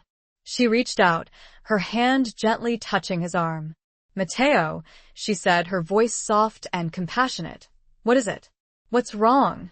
He hesitated, then, seemingly unable to contain his emotions any longer, he shared the information with her, revealing the details of the conspiracy, the names of the traitors. Bianca listened intently, her heart aching for him, for the pain he had endured, for the betrayal he had suffered. "This changes everything," he said, his voice raw with emotion. "I thought I knew who my enemies were." But now he trailed off, unable to finish the sentence, his face contorted with anger and grief. Bianca understood. The past, which he had thought he had reckoned with, had risen up to haunt him, to challenge his assumptions, to force him to confront a new, more painful truth. "What will you do?" she asked, her voice barely a whisper. He looked at her, his eyes filled with a cold, hard determination. "I will avenge my father," he said, his voice a low growl. "I will make them pay." It was a vow, a promise, a declaration of war against the ghosts of his past. Bianca knew that this was not just about business, about power, about territory. This was personal, deeply personal. This was about honor, about loyalty, about family.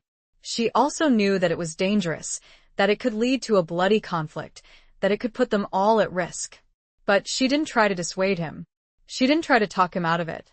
She understood his need for revenge, his desire to right the wrongs of the past. "I will stand by you," she said, her voice firm and resolute. "Whatever you decide." It was a promise of loyalty, a declaration of love, a commitment to share his burden, to face his demons, to fight by his side. The reckoning was coming, a confrontation with the ghosts of the past, a battle that would test their strength, their courage, and their love to the very limits.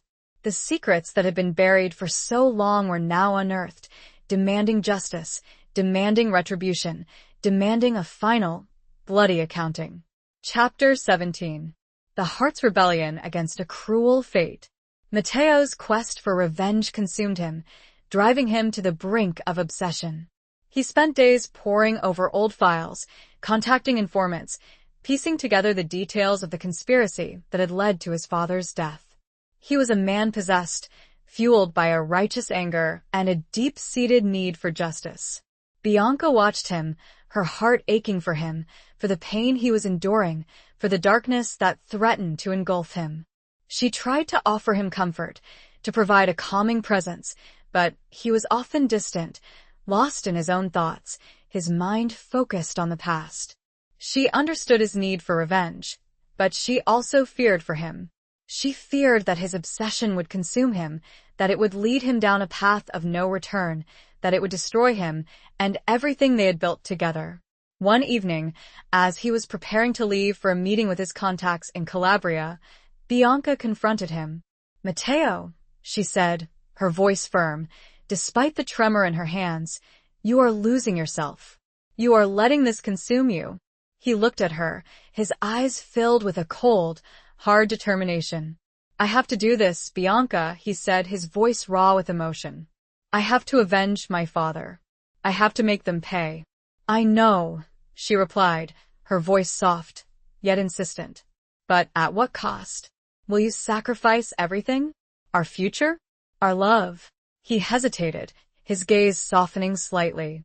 He reached out, his hand gently touching her cheek. "I will not lose you, Bianca," he said, his voice a low murmur. "I promise you."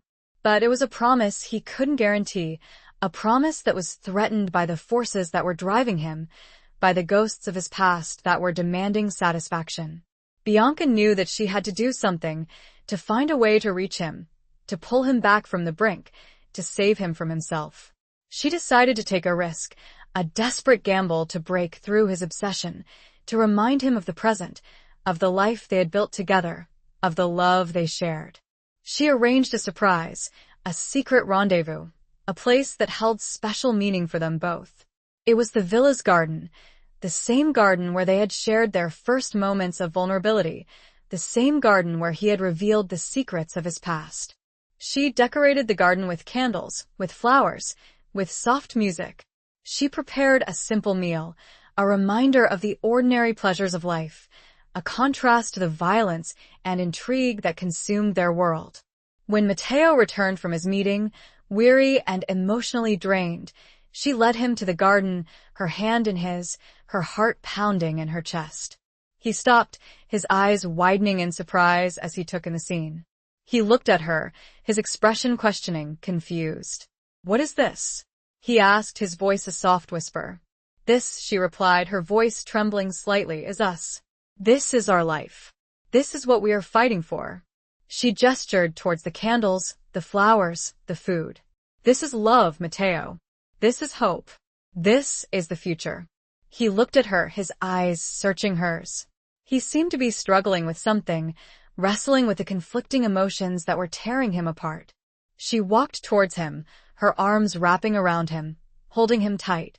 She could feel the tension in his body, the rigidity of his muscles, the rapid beat of his heart. Don't let the past destroy us, Matteo, she whispered, her voice filled with emotion. Don't let revenge consume you. Don't lose sight of what we have. He held her close, his arms tightening around her, his face buried in her hair. He didn't speak, but she could feel his body trembling, his emotions raw and exposed. He finally pulled back, his eyes filled with tears, tears that he had never allowed himself to shed before. He began, his voice choked with emotion. I don't know how to let go. You don't have to let go, she replied, her voice soft and reassuring. But you have to find a way to live with it, to move forward, to choose us. It was a moment of clarity, a turning point, a heart's rebellion against a cruel fate. He had a choice to make, a decision that would determine not only his future, but theirs. The past was calling, demanding retribution, but the present, embodied in Bianca's love, offered a different path, a path of healing, of forgiveness, of hope. The choice, ultimately, was his, and the consequences, for better or for worse, would be theirs to bear. Chapter 18. A desperate gamble for freedom and love. The night in the garden marked a turning point, but it did not erase the past or the looming threat from Matteo's enemies. It did, however, shift his focus, bringing him back to the present, to the reality of their shared life and the love that had blossomed between them. He still sought justice for his father, but he was no longer consumed by blind revenge. He was determined to find a balance, to protect their future while honoring his past. The information from Calabria had identified several key figures involved in his father's assassination. Some were already dead, victims of the ongoing power struggles within the Mafia. Others were still alive, powerful men who posed a continuing threat to Matteo and Bianca. Matteo decided on a daring and dangerous plan. He would travel to Calabria, confront the remaining conspirators, and extract a final reckoning. But he would not do it alone. He would take Bianca with him. It was a gamble, a risky move that defied all conventional wisdom. Bringing Bianca into the heart of his family's territory, exposing her to the dangers of his past, was a violation of the unspoken code that protected women and children from the direct violence of the Mafia. But Matteo had come to trust Bianca implicitly. He saw her strength, her courage, her unwavering loyalty. He knew that she was not a fragile flower to be protected, but a partner, an equal, a force to be reckoned with. Bianca, though initially apprehensive, agreed to his plan. She understood his need to confront his past, to find closure, to secure their future. She would not let him face this alone. They traveled to Calabria under the cover of darkness, using a network of trusted contacts to avoid detection. They stayed in a secluded villa, high in the mountains, a place that had once belonged to Matteo's family, a place filled with memories, both good and bad. The atmosphere in Calabria was different from Rome. It was a more ancient, more primal world, a place where the old ways still held sway, where loyalty and betrayal were intertwined, where blood feuds could last for generations. Matteo moved cautiously, meeting with his contacts, gathering information, preparing for the confrontation. He was a different man in Calabria, more at home, more himself. He spoke the local dialect, he understood the nuances of the culture, he knew the players, the rules of the game. Bianca watched him, fascinated by this transformation. She saw a side of him she had never seen before, a deeper connection to his roots, a primal strength that was both intimidating and attractive. The confrontation, when it finally came, was swift and brutal. Matteo, with Bianca by his side, confronted the remaining conspirators, men who had once been his father's trusted allies. He presented them with the evidence of their betrayal, their role in his father's assassination. There were denials, accusations, threats. But Matteo was relentless, his voice cold and hard, his eyes filled with a righteous anger. He had the evidence, he had the power, and he had the support of the local families who respected his lineage, his strength, his determination. In the end, justice was served, not in a courtroom, but in a secluded mountain villa in the heart of Calabria. The conspirators were dealt with, their treachery punished, their threat eliminated. It was a bloody reckoning, a violent resolution to a decades-old betrayal. But it was also a liberation. Matteo had finally faced his demons, he had avenged his father, he had reclaimed his legacy. As they stood together, overlooking the rugged landscape, the blood of his enemies still fresh on his hands, Matteo turned to Bianca, his eyes filled with a mixture of relief, exhaustion, and love. "It is over," he said, his voice a low whisper. He had gambled everything, his future and his very soul, but with his love by his side. "Not yet," Bianca replied, her voice firm and resolute. "But it is a start." They had a long way to go, a lot of healing to do, a future to build. But they had faced the darkness together, and they had emerged, stronger, more united, more in love than ever before. The desperate gamble for freedom and love was far from over, but they had won a crucial battle, a victory that had cost them dearly, but that had also brought them closer to a future they could only dream of. Chapter 19. The Unmasking of Truths, Hidden in Plain Sight. Returning to Rome felt like entering a different world. The immediate danger had passed, the ghosts of Calabria seemingly laid to rest, but the underlying tensions of their life remained. The rival families, though temporarily subdued, were still a threat, and the constant vigilance required to maintain their position was a heavy burden.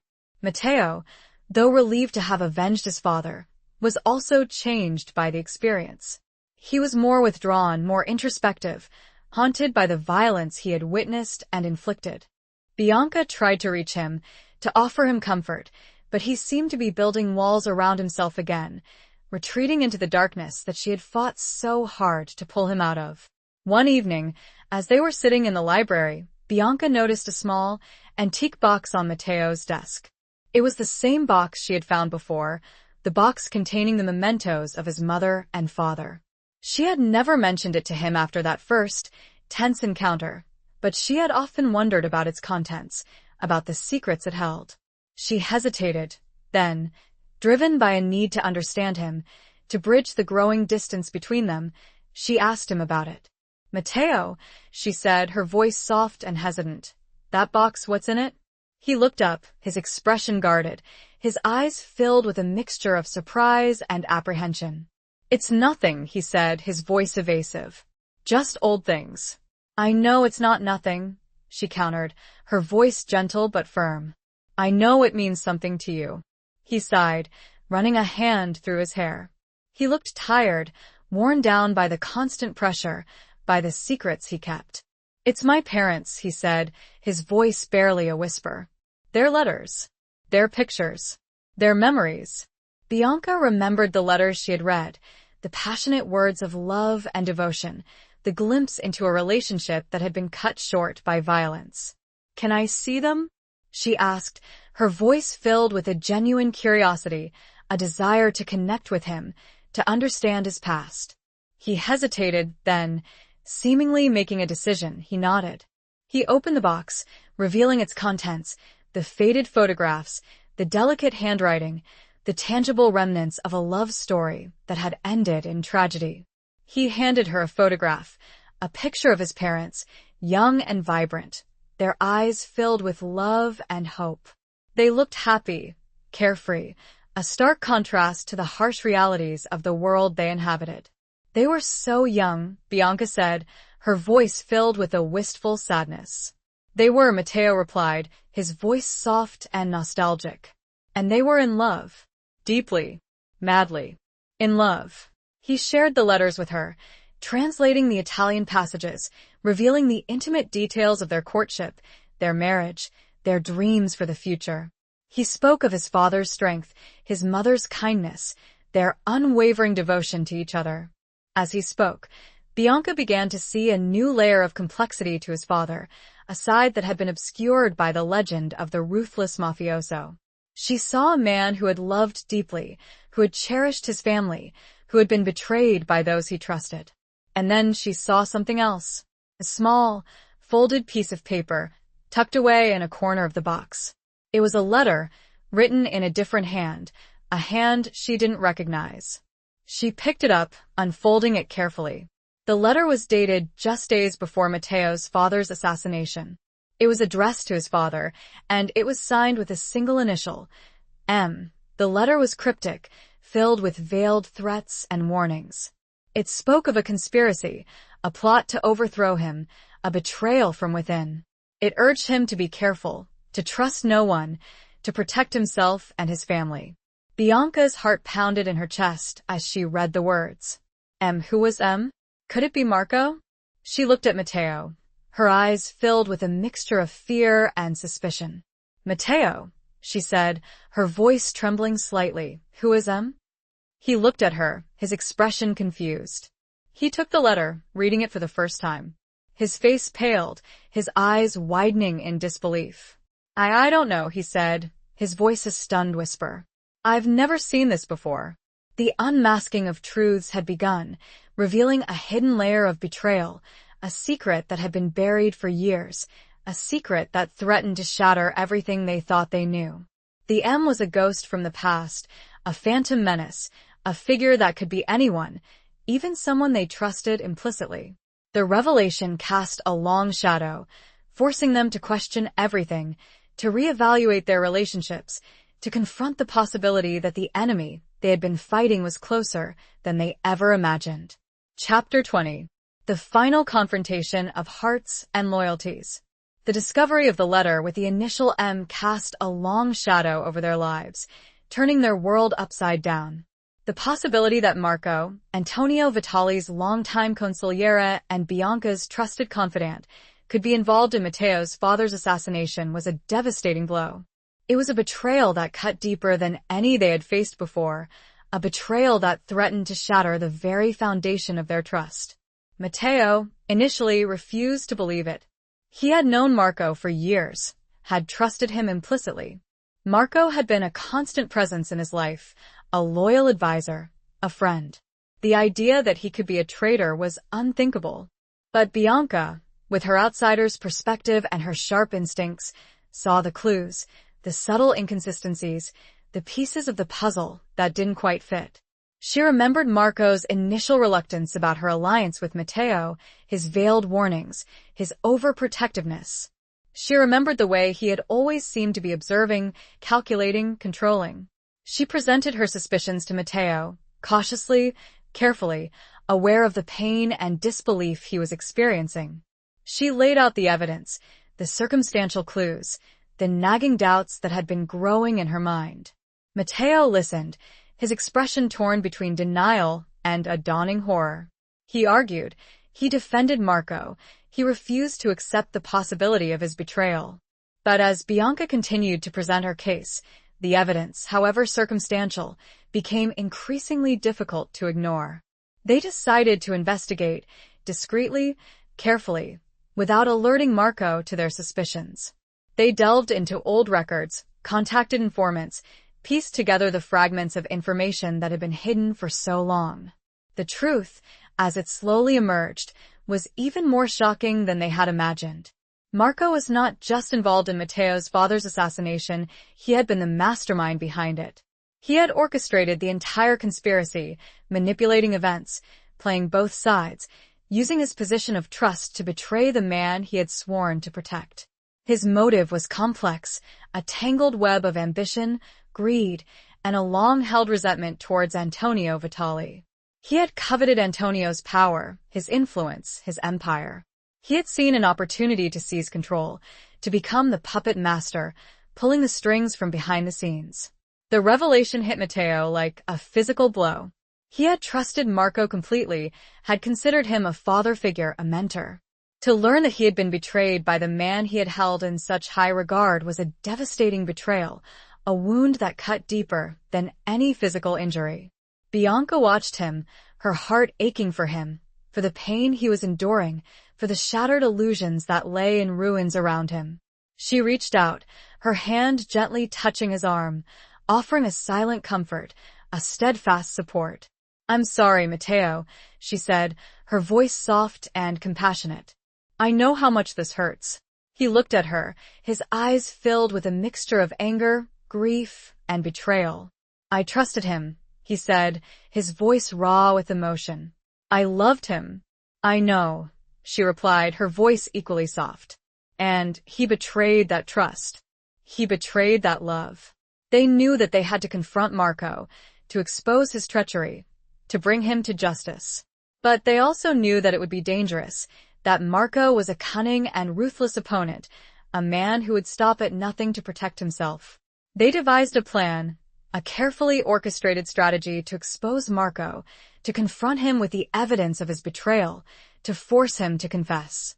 It was a risky plan, a desperate gamble, but they had no other choice.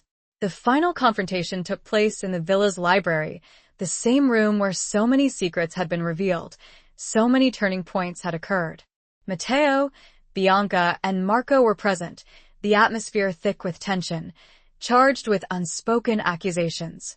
Matteo presented the evidence, laying bare Marco's treachery, his decades-long deception, his role in his father's assassination. Marco, initially, denied everything, feigning innocence, protesting his loyalty. But as the evidence mounted, his facade crumbled, his lies exposed. He finally confessed, his voice filled with a mixture of defiance, regret, and fear. He admitted to his crimes, revealing the details of his plot, his motives, his betrayal. The confrontation was emotional, intense, a clash of hearts and loyalties, a reckoning with the past. In the end, justice was served, not in a courtroom, but in the heart of the Vitali villa, in the very place where the seeds of betrayal had been sown. Marco was stripped of his position, his power, his dignity. His fate, sealed by his own actions, was a bleak and lonely one.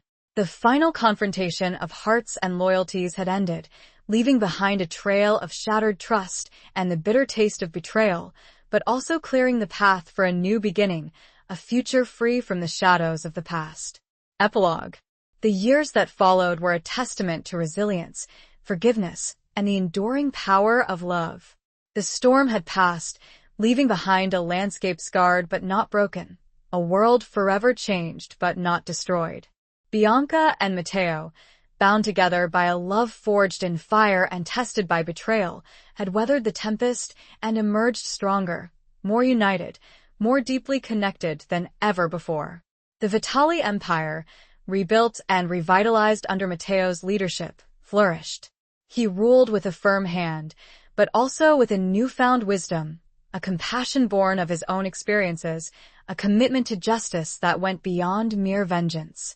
He honored his father's legacy, but he also forged his own path, creating a new order, a world where loyalty and trust were valued above all else.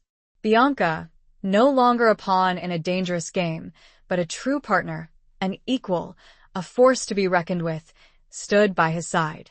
She had found her voice, her strength, her purpose. She was a mafiosa, not in the traditional sense, but in a way that redefined the role, that challenged the conventions, that empowered her to shape her own destiny. They had children, a son and a daughter, who grew up surrounded by love, protected but not sheltered, aware of their heritage, but not defined by it. They were taught the values of loyalty, honor, and respect, but also the importance of compassion, forgiveness, and the pursuit of a life beyond violence and intrigue. The villa, once a symbol of power and fear, became a home, filled with laughter, with warmth, with the sounds of children playing. The garden, the scene of so many turning points, so many whispered confessions, blossomed with new life, a symbol of hope, of renewal, of the enduring power of love to overcome even the darkest of pasts. Matteo never fully forgot the betrayals he had suffered, the pain he had endured. The scars remained, a reminder of the past, a testament to the battles he had fought. But he also learned to forgive, not to condone, but to release the anger, the bitterness, the need for revenge that had once consumed him. He found peace, not in forgetting, but in accepting, in moving forward, in building a future that was worthy of the sacrifices he had made. Bianca, too, carried her own scars, the memories of the fear, the uncertainty, the sacrifices she had made. But she also found strength, resilience, a sense of purpose that she had never known before. She had embraced her destiny. She had defied expectations. She had found love in the most unlikely of places. One evening, as they stood together on the balcony, overlooking the moonlit city, the same city that had witnessed their struggles, their triumphs, their love story, Matteo turned to Bianca, his eyes filled with a tenderness that time had not diminished. "We did it, Bella mia," he said, his voice a soft whisper. We survived. "We did more than survive, Matteo," she replied, her voice equally soft, her hand reaching for his. "We lived. We loved. We created a new legacy." He smiled, a slow, knowing smile that reached his eyes. He leaned down, kissing her gently, a kiss that was both a promise and a thank you, a testament to the enduring power of their love. The city lights twinkled below, a million stories unfolding, a million lives intertwined. But in that moment, on that balcony, under the watchful gaze of the moon, there were only two, bound together by a love that had defied the odds, a love that had conquered the darkness, a love that would endure for all time. Their story was a reminder that even in the darkest of worlds, hope can blossom, love can conquer, and a new legacy can be born. The end.